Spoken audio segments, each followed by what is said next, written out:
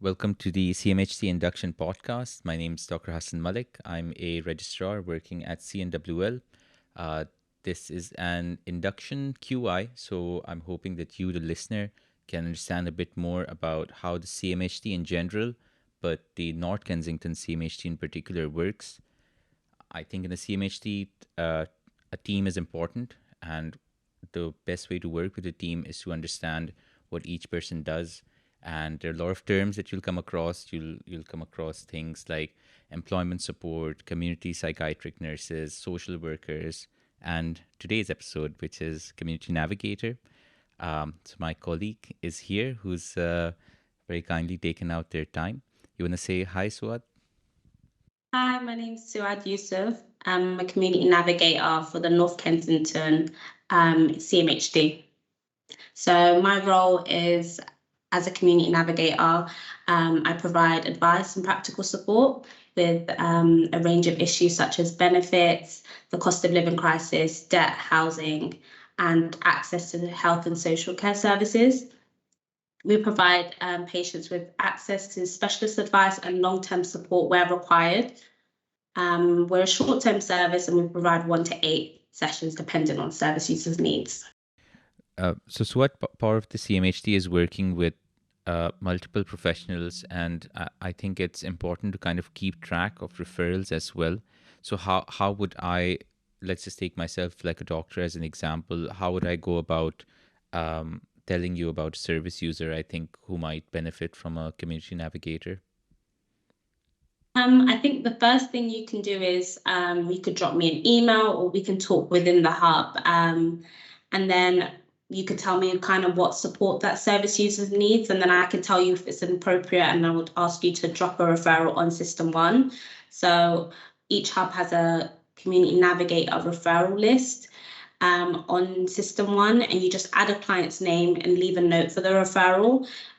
We ask health professionals to provide as much information as possible, because if it's quite vague, we will we'll send the referral back. We have a referrals coordinator, Nana, that looks into the referrals and calls service users prior and offers them signposting.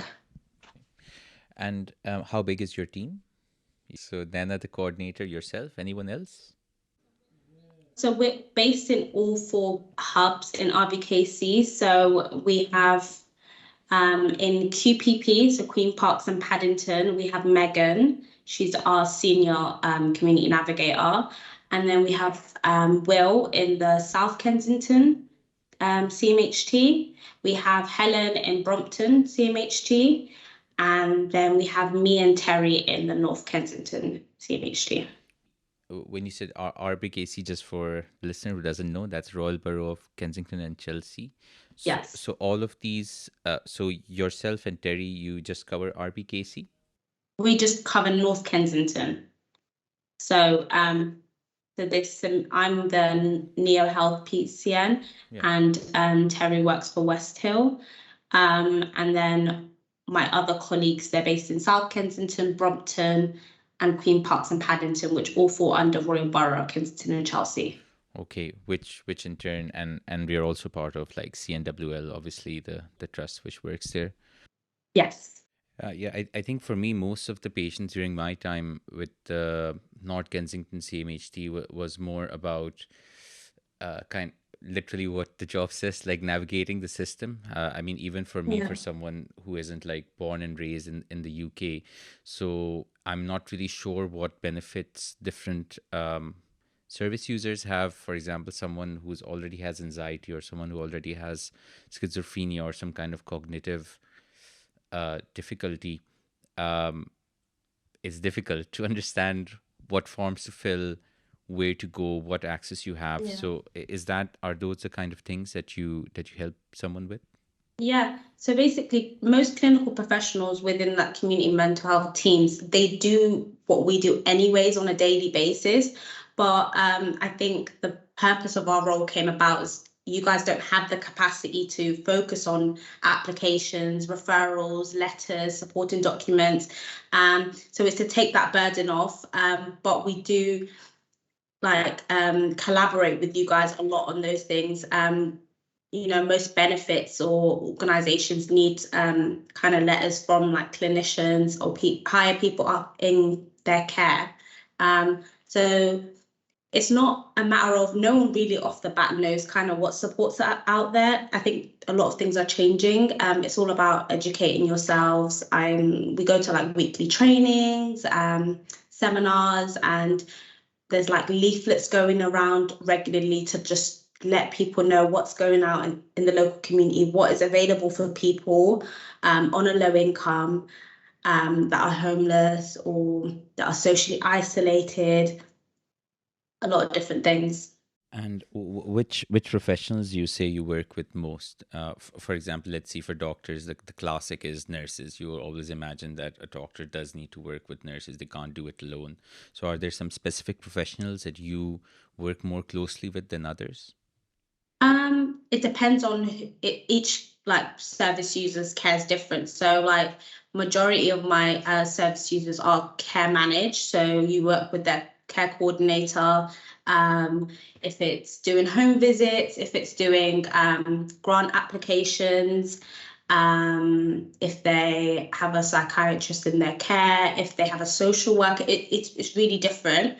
But you tend to work with anyone kind of who's in the care of that patient at the time, just so you can provide an effective form of care.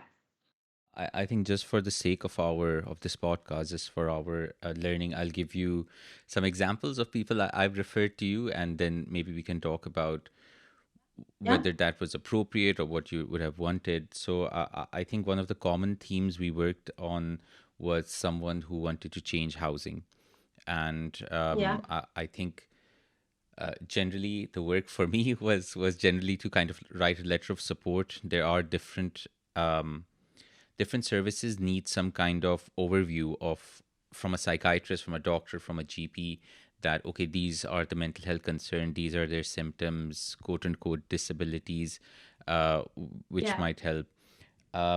Is that part of the norm, or is that usually that doctors are the one who are signing documents or writing, let's say, letters of support? Yeah, that is the norm, and I think it's an expectation that we need to manage kind of from the beginning, that simply a doctor's letter isn't going to get the council to change your accommodation, but it is an advantage to those that don't have people in their care. But most referrals do come directly from like doctors. Like if you, as you said, an example, you did email me regarding a patient prior to doing the referral, giving me a really detailed background. And I think those are really helpful when I end up working with the patient. I have like a full history. Like I'm not a medical professional, but I have insight now into kind of what they're dealing with. And you have, it's more appropriate, I think, when like the person in their care gives you like an insight into, like, I think with referrals, I feel like if we get one sentence saying they need housing support, it's kind of like, what else, or why do they need housing support? And you were really detailed in why that specific patient needed support. And is there like an official caseload, a specific number that you're like, okay, this is the max amount of patients we can see at one time, or can be on the caseload? Yeah, so I have 25 at a time. It is 1 to 8 sessions, but sometimes the case does drag out. A lot of the cases I'm doing include legal work or housing, and it's not a short-term fix. So sometimes I tend to like to keep clients on my caseload to kind of see them to the end. And then there are quicker ones that if it's just a grant referral, if they need access to quick cash, help them with the PIP application, those are the ones that are kind of quicker. But yeah, I did want to mention that when you're doing referrals to the Community Navigator service, you should, there's like questions that we suggest people to think about prior to making the referral to see if it's an appropriate referral, because maybe you can you could save the patient a lot of time prior.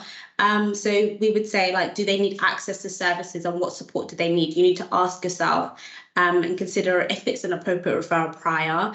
Would they require specialist or legal advice? If that's the case, we can definitely point them in the right direction. And who else is in their care and supports internally and externally.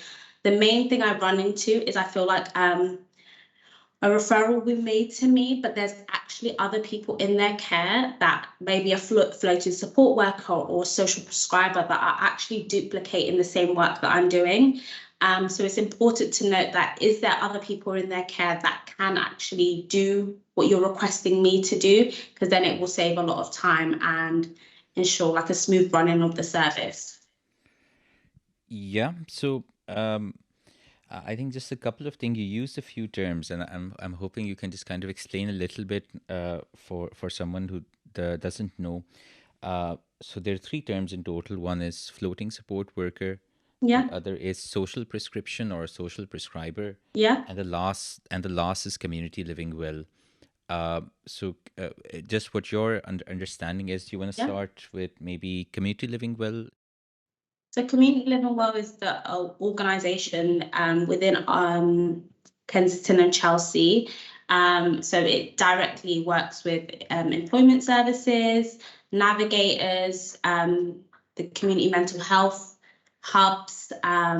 So it just is kind of the branch that looks at that puts all these services together to provide an effective mental health service for the residents of RBKC.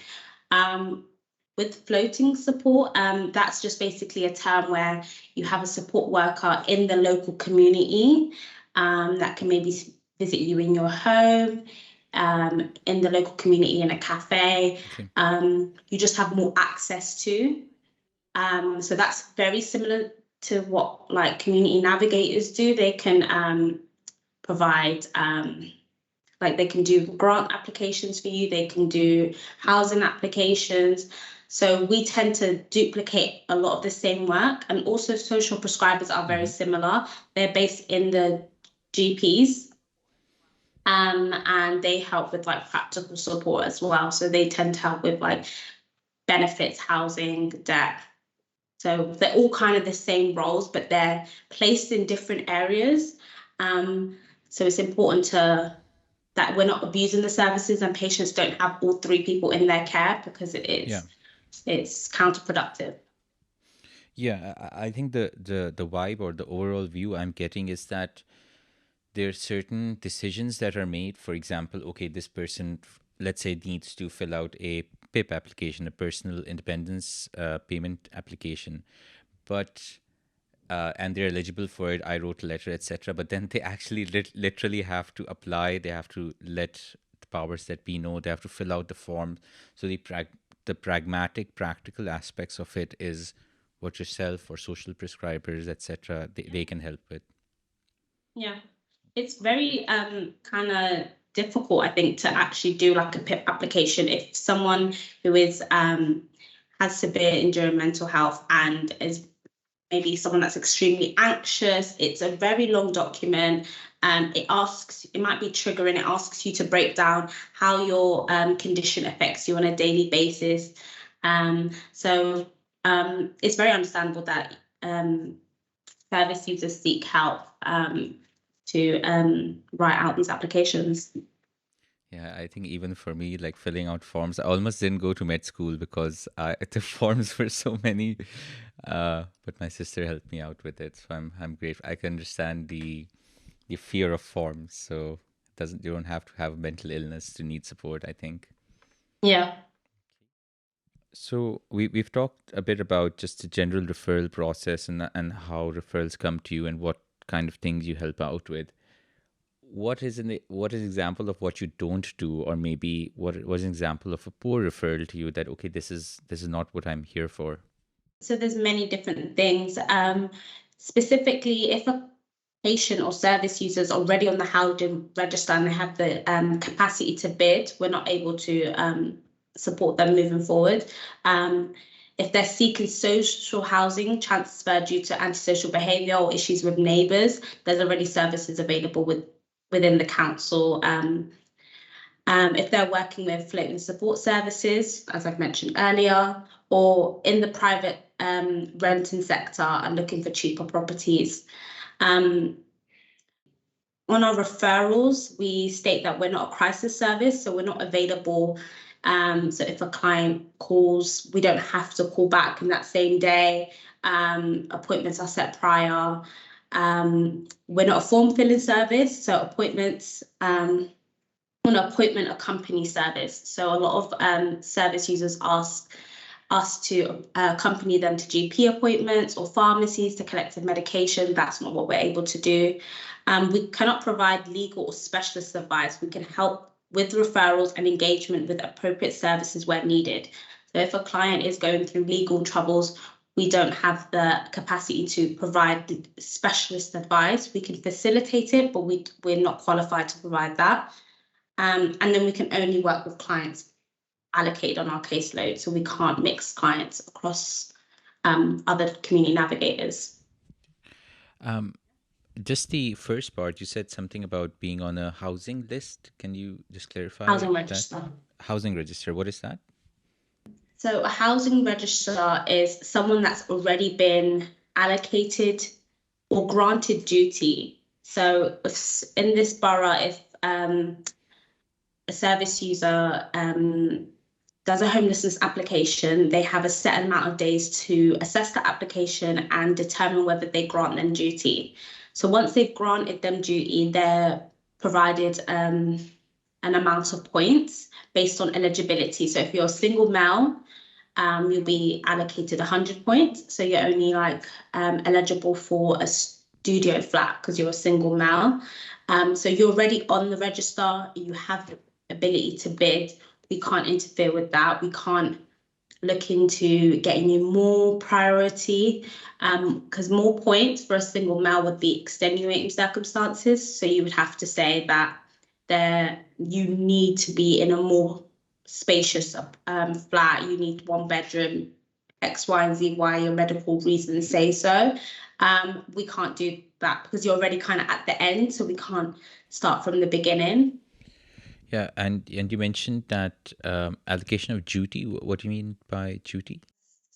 So if, as I said, someone does a homelessness application and the council determines that they have duty to house and they have responsibility. So within the application, they assess for multiple different things, whether the person has ties to the local community, how long have they been living here, the intentions behind the applications. Is it a genuine application? Have they made claims to other housing, other boroughs, for example? Once they've determined all of that, they then say that we have a duty to house you. They have a responsibility as that borough to house that person that's homeless. That's what they mean by duty.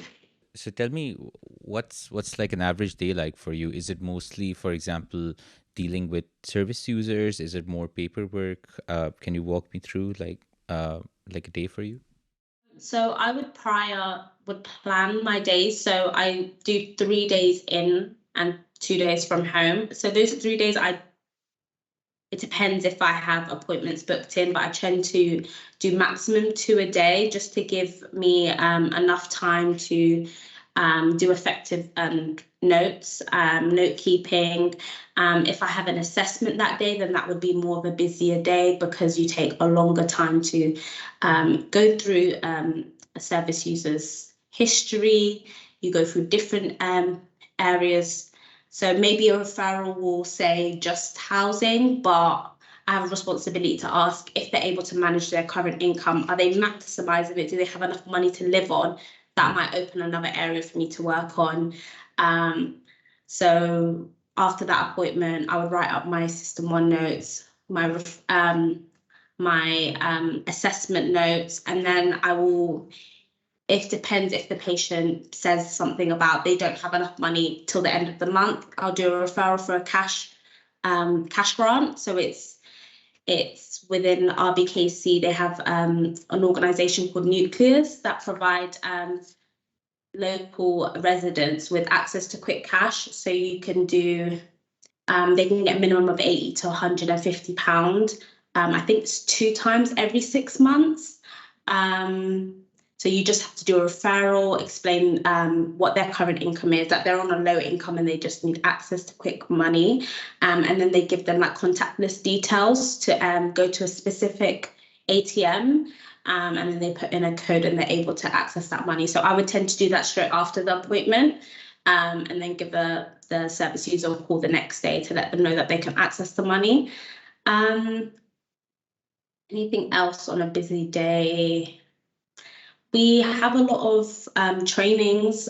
So I'm doing a lot of like weekly trainings to just update myself on what's going on in the local community, what services are available.